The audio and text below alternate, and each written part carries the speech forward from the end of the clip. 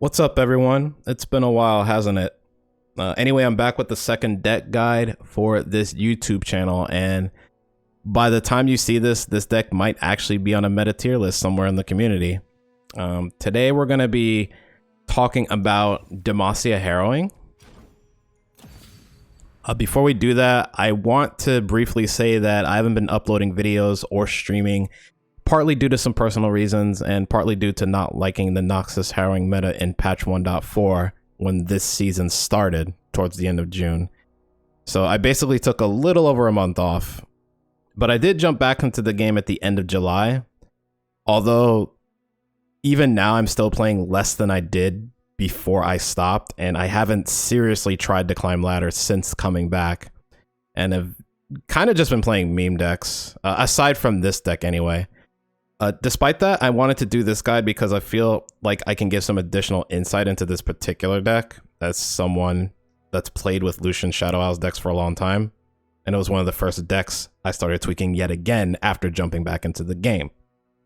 Just to give some credentials, since I recently jumped back into the game, I did reach master rank last season, so I do have some experience playing at or near the highest levels of ladder, for those new to the channel. I first want to share what the goal of this deck is, as well as some history behind how the deck came about.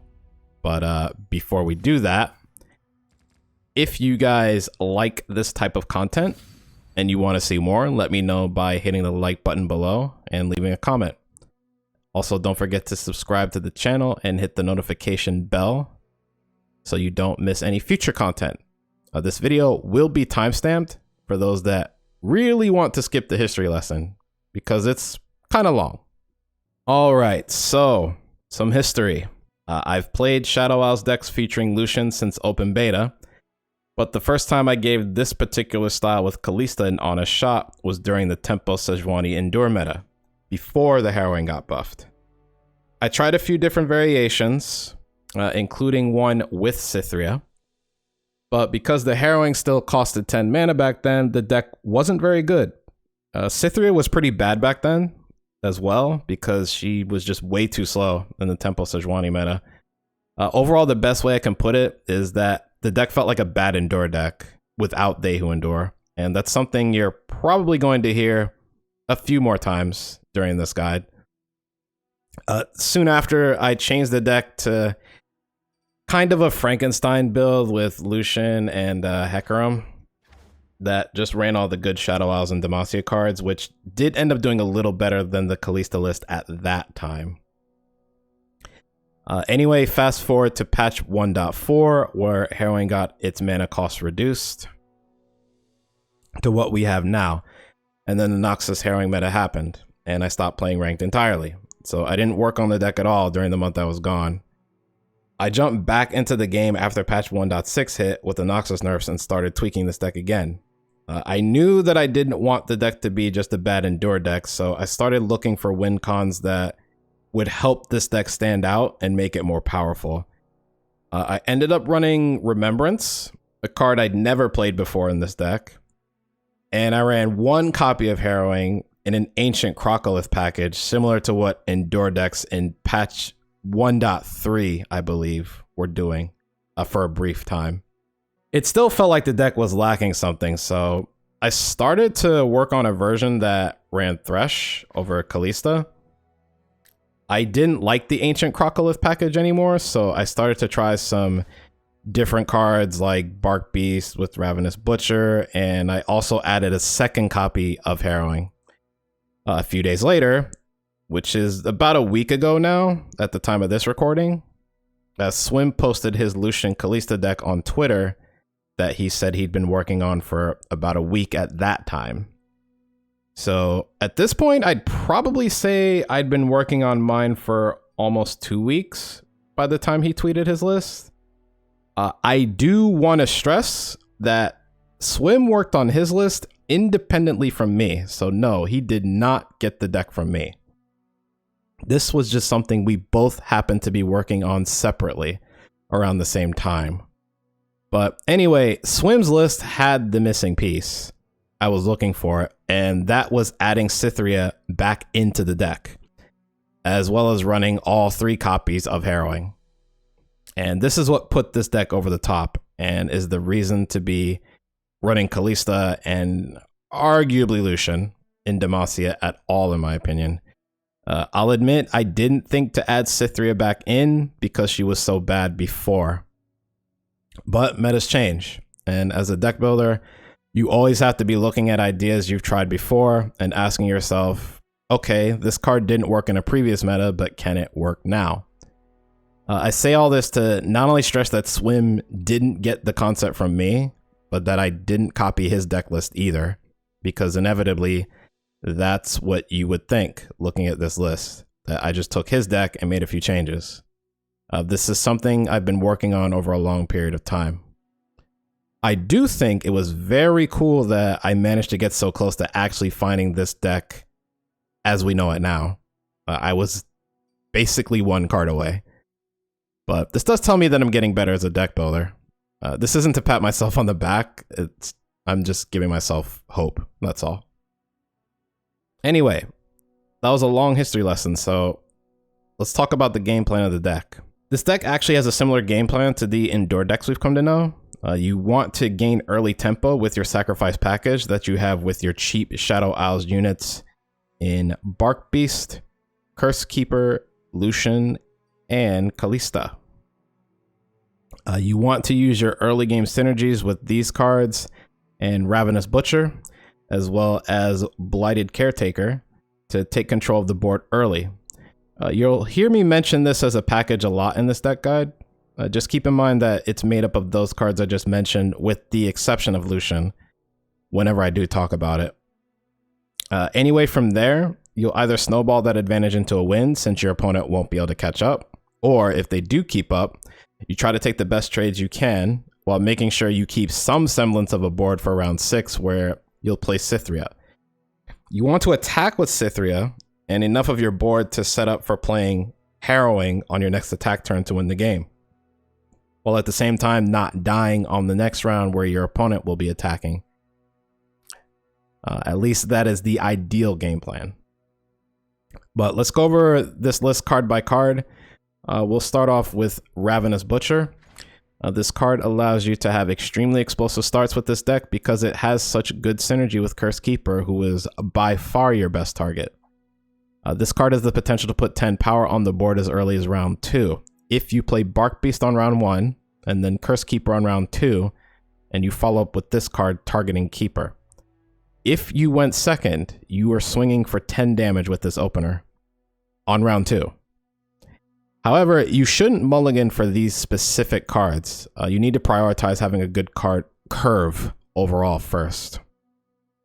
Butcher can also help you level up Lucian or Kalista as early as round 3, but you need the right opener in the case of Lucian. You would need a 1-drop, playing Lucian on round 2, and then Blighted Caretaker on round 3, and you would then play the Butcher targeting the Blighted Caretaker itself, not the sapling tokens. And ideally, you need to be going first in this scenario. However, unlike recent Endure lists, we're not running 3 copies because we're not playing Hapless Aristocrat. In addition to the 1-cost units, we already have something I think is required if you're going to run 3 Butchers. This card feels pretty bad when you don't have a unit in play that's actually worth killing. So despite that potential, I'm only running 2. I will say that this deck is noticeably weaker if you're not playing this card. You should be playing at least 1, but preferably more. Next, we have Bark Beast. This is an aggressive 1-drop that has excellent synergy with our early game Shadow Isles package.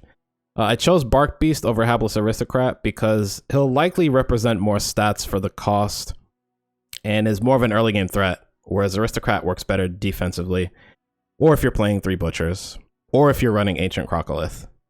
Like I said, this is one of the 3 pieces that contribute to the potential 10 damage opener with Butcher and Curse Keeper, but again, you shouldn't mulligan super hard for that combo. Right, next we have Warden's Prey. So this has been my go-to 1-drop for quite some time in this deck now. I do personally like it better than Hapless Aristocrat, just because of what this card potentially gives you. There are 12 possible cards in the game right now, that you can get from the Last Breath ability. And only 2 of them are actually bad, Caustic Cask and Thorny Toad. And Caustic Cask can even help you level up your champions, so it's not totally useless in that scenario. You're fine with getting any of the other 10 units that are possible. I know Swim has been running Fleet Feather Tracker in his list, but I can't say that I'm a fan because it doesn't have synergy with the other cards in the deck. Not only am I running Ravenous Butcher, but we're both running Blighted Caretaker, and I think the deck needs more than just 1 unit between the 1 and 2 mana slots that has synergy with Blighted Caretaker if you need to play it on round 3. And Caretaker round 3 or even round 4 after playing Kalista is definitely something you want to be doing, depending on which round you're attacking in. Alright, Curse Keeper. So I would say this is a core card in this early game Shadow Isles package. In my opinion, if you're not running this card, then you might as well scrap every card I've mentioned so far, as well as every other 2 mana and 3 mana unit in this deck that we haven't talked about yet, champions included, for a completely different group of units. Keeper has amazing synergy with so many cards in this deck. Butcher, Glimpse Beyond, Caretaker, and even single combat sometimes. On top of that, he makes your board more resilient to opposing board wipes like the Ruination and Reckoning, and can even instantly activate Lucian's level 2 ability when paired with other cards in this deck, and just leveling up your champions in general. As far as Glimpse, he's a great target because your opponent usually doesn't want to waste a card on Keeper just to prevent you from drawing cards, because then they have to deal with a 4/3. It's a great card that you always run 3 of if you're going to play this group of Last Breath units. Alright, Glimpse Beyond. A solid card that is basically Shadow Isles' version of Deny, since the best way to play this card is in response to your opponent targeting one of your units with removal or some other type of effect. You almost never want to play this card proactively because you can easily get countered by your opponent if you do. This effect is in other card games, but it's extremely powerful in Legends of Runeterra just because of the way the timing system works in this game. You might be able to get away with running only 2 copies, but I've appreciated the extra card draw, and it does open up the option of cutting down other cards down to 2 copies, since if you're running 3 of these, since you'll have the card draw to make it up, in theory anyway. All right, next is Lucian. Lucian is interesting in this deck. He is actually pretty strong, and this is one of the few decks where he can actually level up fairly often. Worst case scenario, he'll level up during a Harrowing turn. But once he levels up, he does allow you to attack twice in 1 turn after you Harrowing if you keep him back on the bench. And that's something you'll typically do if you have a Kalista in play that's also leveled up, since Kalista gives you another attacker anyway.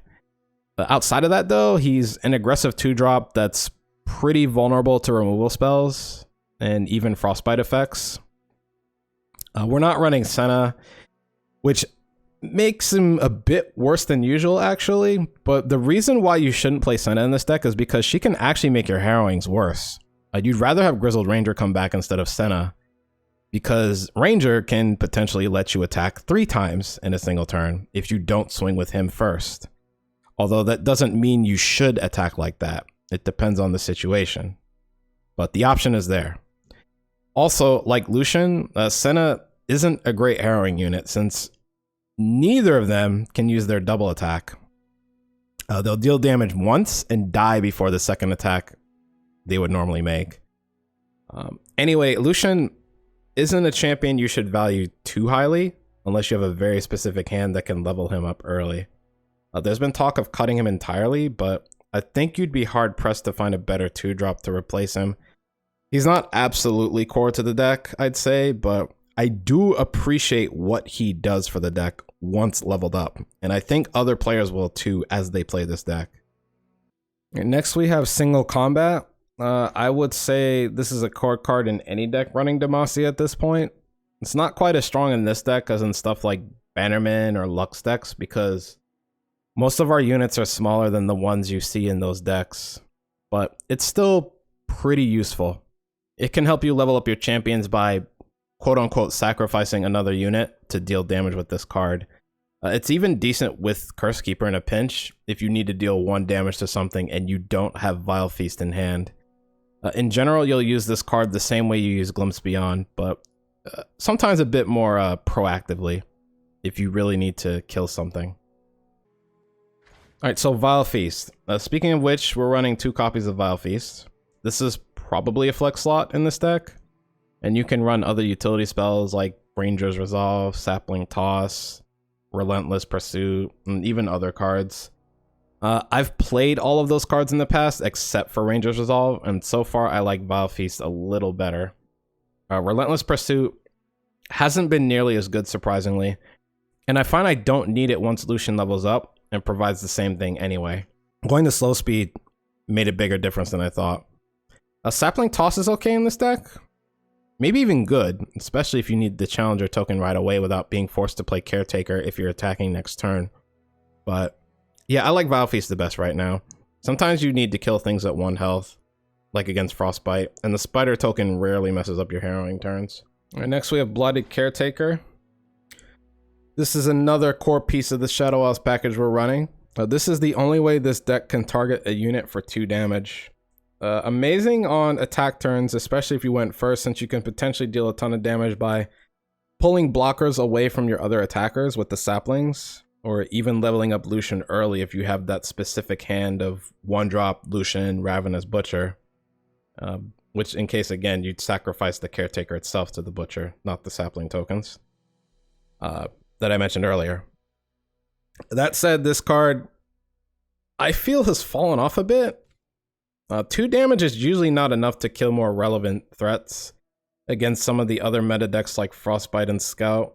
This will do work against pretty much any Ezreal deck, but you have to be wary of the Twisted Fate versions, both due to TF himself and due to Make It Rain. I actually think you can get away with running just 2 of these now, but for now I'm keeping 3. Next we have Kalista. This is the main champion we run in this deck, and also core to this particular Shadow Isles unit package this deck runs. She works in this deck similar to Endure decks, except we want to focus more on leveling her up because she's more powerful at level 2 when you eventually play Harrowing, as opposed to Endure decks, which don't care quite as much whether she flips or not, although it's still better if she does level up. She can push early damage, but it rarely happens. You're more likely to leave her back on the bench until she levels up in this deck before attacking with her. I would say even more often than Endure decks would. She's still excellent in this deck. Not quite as core to the Harrowing plan as Cytheria is, in my opinion, but still important enough. Next we have Grizzled Ranger. I just want to say that I wasn't impressed with Ranger at first. I'm still not, but I feel better about it now than before. Like I said earlier, the biggest reason to play Ranger is that he makes your Harrowing turns even more powerful if you summon the ideal 6 units from an empty board, since you have the option to attack up to 3 times in 1 turn. You can attack with all your units except Lucian and this card, then attack with the Ranger, and finally attacking with Lucian and the Badger Bear from the Ranger. Outside of that, he allows you to commit nothing by just using your opening action to attack with him alone and try to get your opponent to spend mana first, which is super important in this game. Basically, he's non-committal. That's the biggest boon to running Ranger in this deck. He's one of the weaker units in the deck, though, but he's not bad by any means, and I wouldn't run any other 4-drop in this particular version of the deck. All right, we're finally getting to the top end here. Starting off with Cytheria the Bold. This is the woman of the hour. After all of my experimentation and testing with this deck, I can confidently say that without Cytheria, this deck isn't nearly as powerful, even if you're still running Harrowing.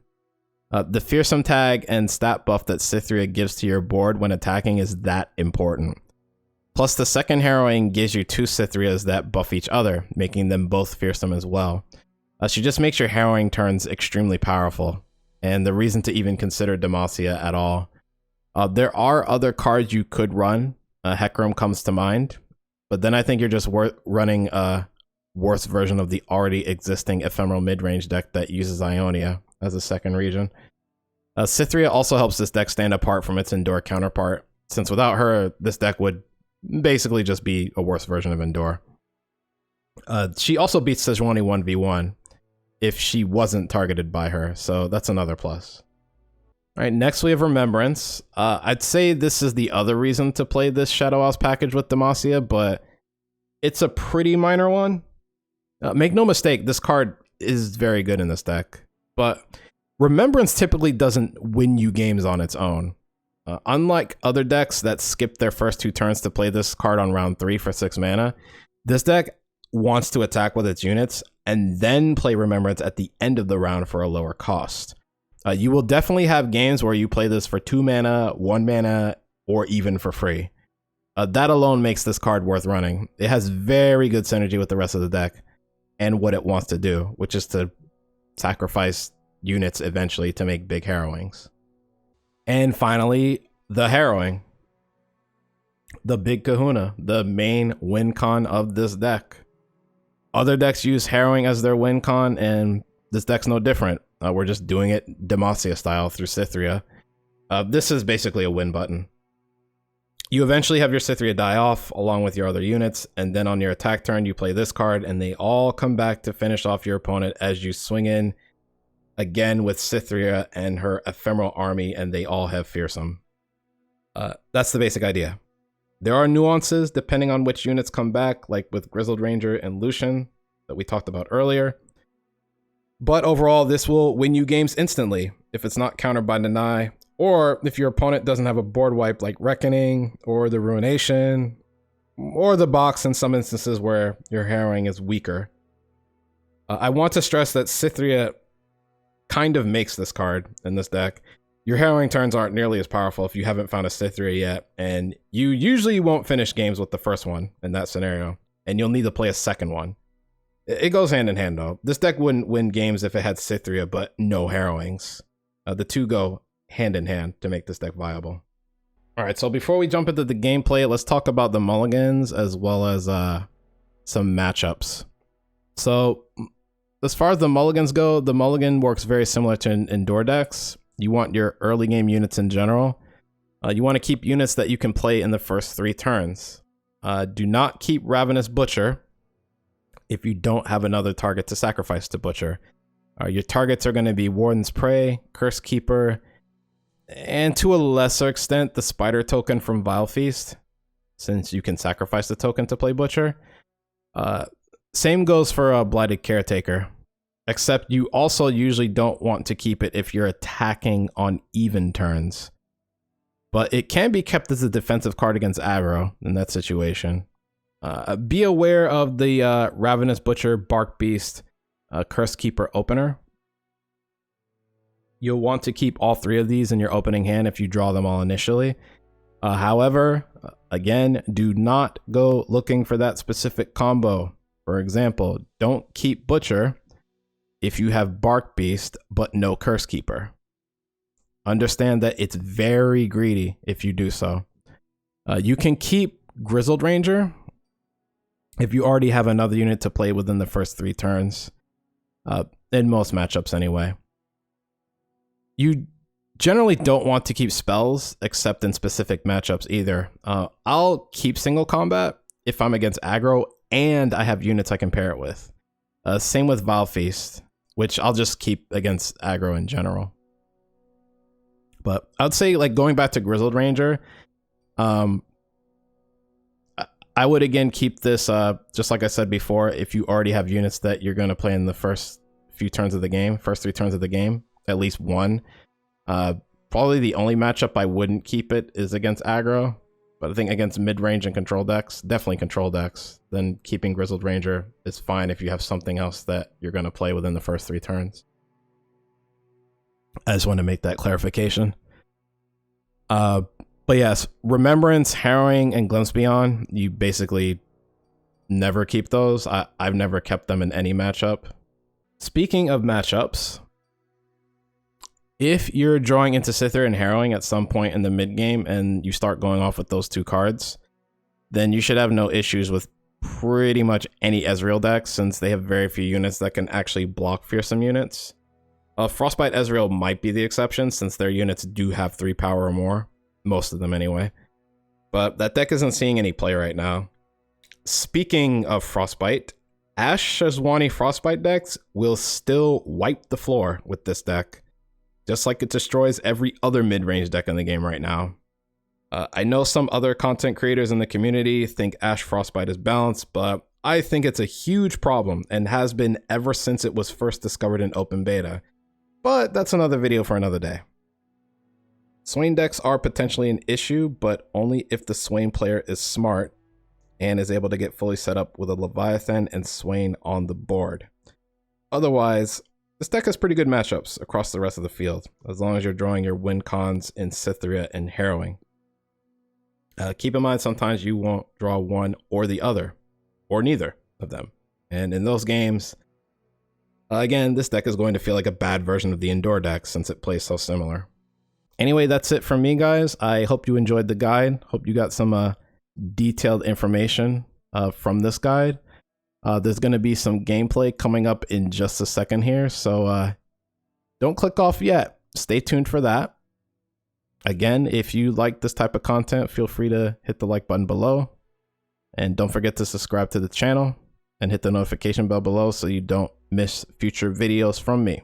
I do want to stress again, since I haven't been trying to climb this season, since I just recently got back in, the games that you're going to be seeing are in Platinum.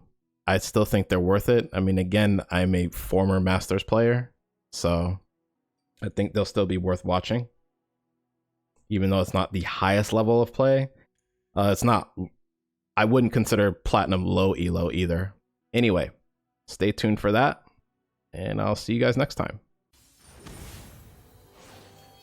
I don't even think Grizzled Ranger into Caretaker to block would have helped me there. So, oh well. All right, we'll keep Prey and Bark Beast. I think I'm just going to do the standard opener this time around. Last time I tried to be a little memey and open with Warden's Prey just to see if anything would be different against Tempo Sesh, but I'm just going to open with Bark Beast like I always do. It is Yasuo, so hopefully we can win this game. I don't think Yasuo is very good. I think Swain makes Yasuo better, but... Don't let the fluffy tails fool you. Try to keep up. So next turn is going to be interesting. I can play Kalista. They do have access to the combo. They have access to the Arachnoid Sentry Ravenous Flock combo. So I'm going to lead with Warden's Prey first, just to see if I can get them to play the Sentry. The order rewards it. Okay, they don't have it. Don't get in my way. That means this attack is free with Lucian. There's nothing for 1 mana that they play that It's too late for you, Master. that can actually kill Lucian. Not at fast speed anyway. Playing a bit off curve here. This is normally the turn they would Yasuo. Death is like the wind, always by my side. I mean, that's fine. I don't have an answer, so I'll just take the chance to play Kalista here. He doesn't want to attack because he knows I can just block with the Warden's Prey. I should probably give up Lucian. And we'll put Bark Beast on the to the right of Lucian. The reason why is I'm trying to get his Yasuo to block Lucian. That's what I'm trying to do. Okay.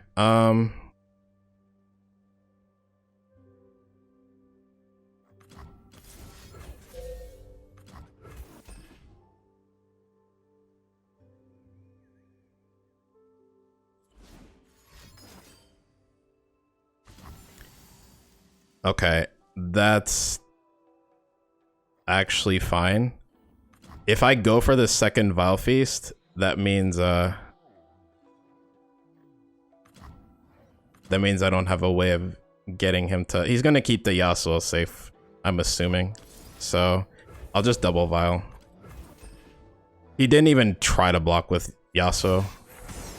Too damn soon. And he doesn't have enough mana to roar anymore. We're still not out of the woods yet. Quick footwork, fast strikes. Don't let the fluffy tails fool you. He should roar here. Yeah. Alright, what does this mean? Kalista levels. Lucian does not level, unfortunately. Now who's got the upper? Kalista flips. Yasuo will also flip. Maybe I do have a future. But Kalista should flip after this. I dare you. Here's our chance. Death to all betrayers! I failed. Alright, so now it's my turn.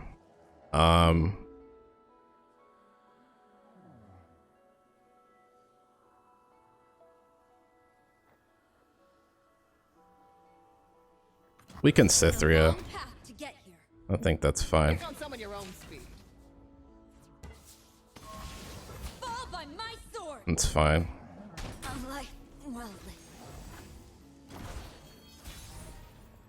They already spent I'll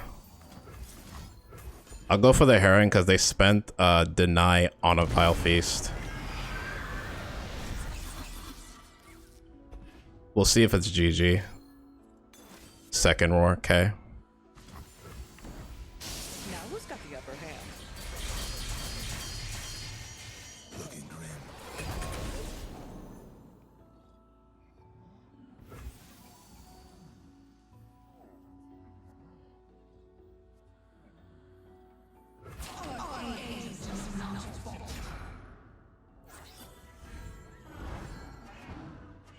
Want to see these moves up close?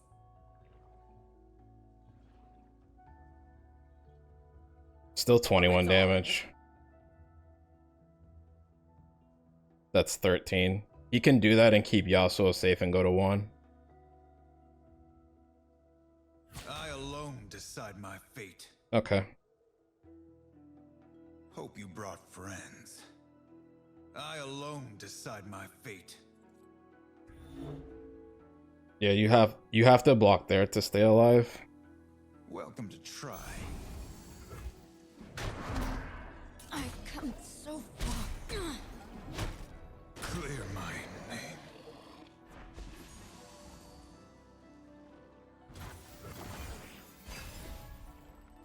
So I still have Kalista. It's very good. All will kneel before Noxus. Let's play Grizzled Ranger here. Alright, let's mess some folks up.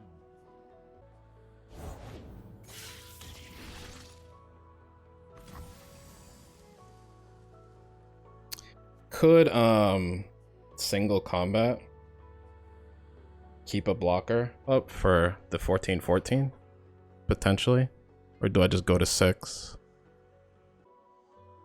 Our vengeance has burned long enough! Act now!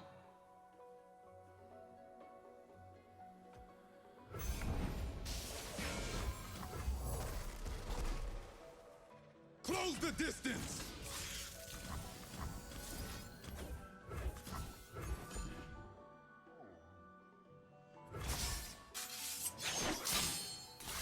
Beamer.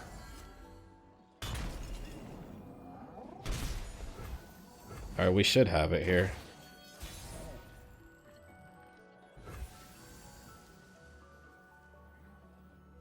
I think.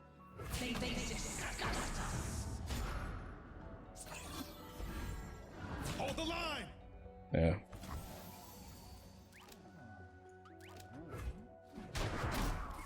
For Demacia. Nice. Did it. We have no mercy! That was a close game though. I think I found that actually that matchup's about even. It's just the whole like as you play more games, it's just sometimes this deck doesn't play Cythria and have it die and Harrowing. Sometimes you don't find Kalista. You know? Butcher has too much potential, so I'm just gonna keep him. Okay. This is like not the nutty hand. Unless we top deck Curse Keeper next turn. Then it's nutty. Actually, even Warden's Prey would be okay. We'll see though. Nope.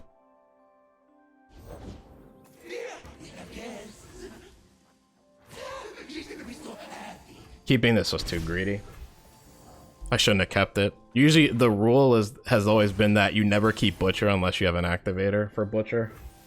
But I got greedy and decided to try and high roll my opponent, and it didn't work out. It might still work out. Okay.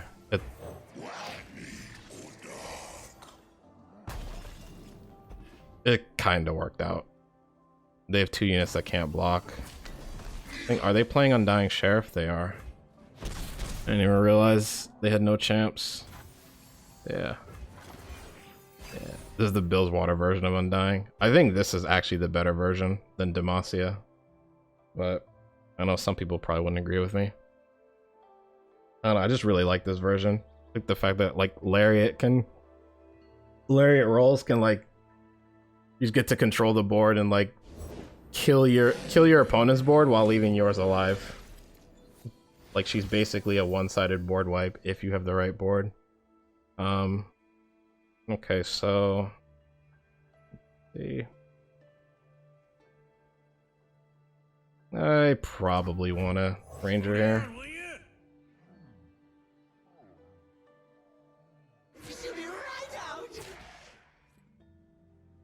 Okay, sure.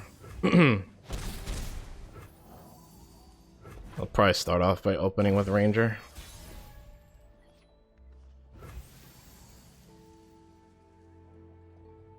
Here we go.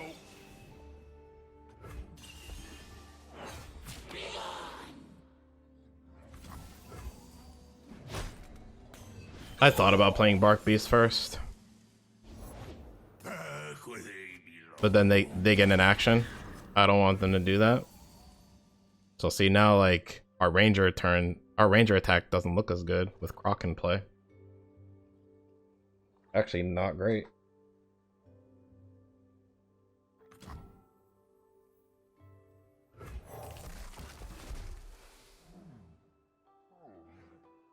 We'll probably need single combat to deal with the Croc. Most likely. Sure is dark, eh? Probably an Undying is my guess. We'll see. Should probably play Cythria here. Depends. If they attack, what am I blocking with? What am I gonna keep alive? The 3/2 I'm not gonna keep alive. You're all over the bounty board. Oh, okay. Sure, I guess.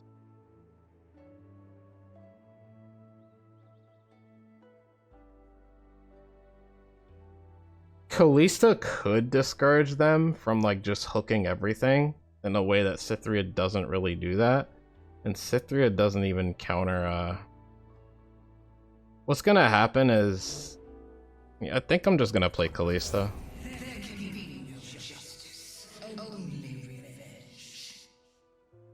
So they're gonna attack in a way where like I just get no benefit from like anything. So the 1/1 will probably go on the far left.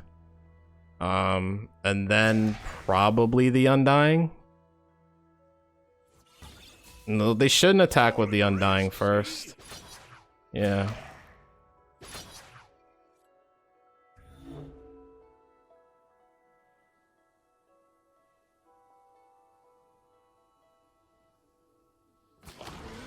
Okay. We'll probably get the 3/4. They took the 3/2. That's a bit surprising. Okay, so this is 13. We can't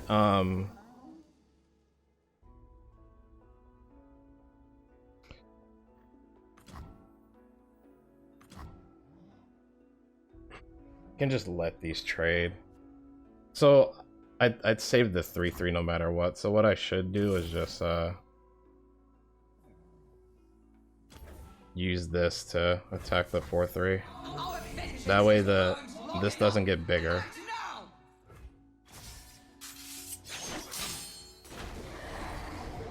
This dies for free. We keep this. Man overboard. Like, we just have some semblance of a board.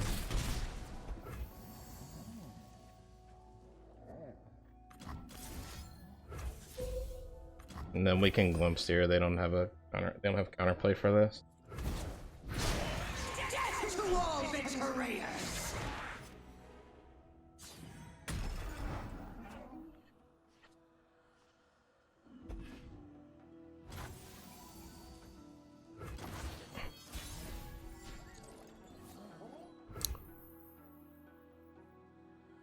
Interesting for sure. It's probably still Cythria. Can I set up lethal? That's just the question. I can hook these and then 5, 8, 11. Yeah, I potentially set up lethal by doing the caretaker, so we'll just do that. Everyone's a garden. Cythria does not set up lethal for us, so caretaker's the better play here. We can hook the 7/7 and the 6/5. I can't remember if this deck runs whale or not.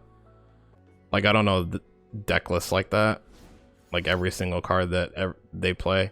I should. It's actually a really good skill to have in this game because people literally just copy whatever the top 5 most popular players are playing at any given time. That's basically what everyone's doing, especially at the higher ranks, because the higher ranks, they want to climb. Like, they're not going to bother building their own decks. Even though they really should learn, in my opinion. So we need to blow this out. We need to go ahead and that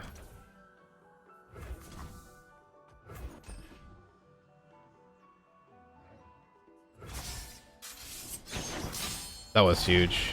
That was actually nutty. I don't think they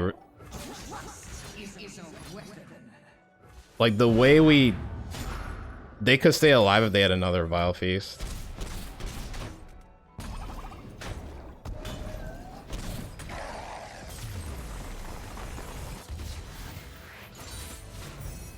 We have no mercy! Alright, discard aggro. At least we know what we need to keep against this. Yes. There's argument to not even keeping Kalista. But because she's not like super strong against like they'll play Draven and then Kalista can't block. But maybe it's fine. She is kind of an early body.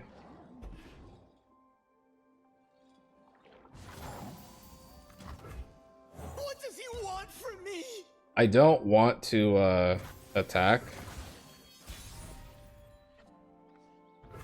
in case they have the what do you call it?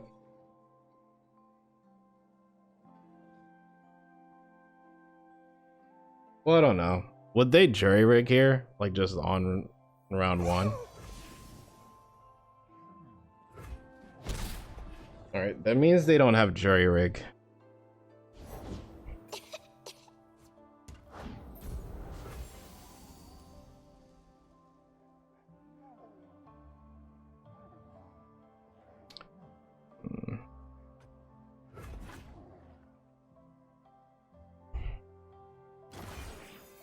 I shouldn't try to Val Feast this. I should just block with the 1/1. It's better.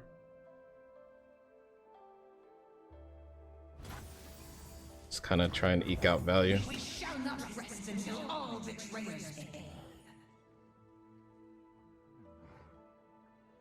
If he plays Draven here, that means he was playing around Grasp. Like he thought I would actually run Grasp. I mean, like this deck's not that popular.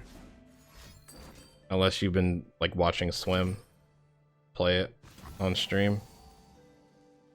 But probably gonna it'll get a bit more popular tomorrow. Because I assume it's gonna be on the tier list. Unless, like, if it's not on the tier list, that means Swim's not satisfied with the deck. Like, the hype died down. He's just like, oh, never mind. Our vengeance has burned long enough. Act Which now. I kind of believe with this deck. Like, this deck's not... It is good, but it's not. It's not meta breaking. Like, Frostbite still beats this. We shall return. Like, Frostbite actually owns this deck. It does not have a good Frostbite matchup at all. Not at all. I've brought my books. Hope that's all right. I'm gonna swing here. They have a pretty tame start. Not gonna lie.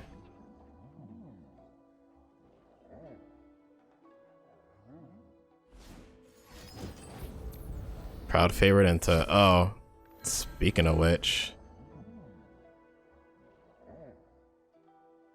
I think this is Swim's list because he's the only one that plays crowd favorite that I've seen. Just leave me alone. That is really strange that he decided to do that. Not attack with the 4-2. What are you playing around?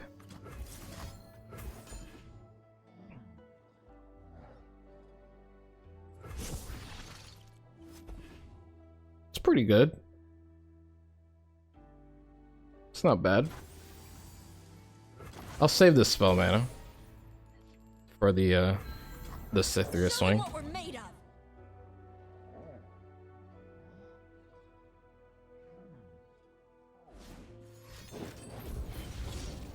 Okay. Or it could be a more mid-rangey one. I think Mogwai was doing more mid-range stuff.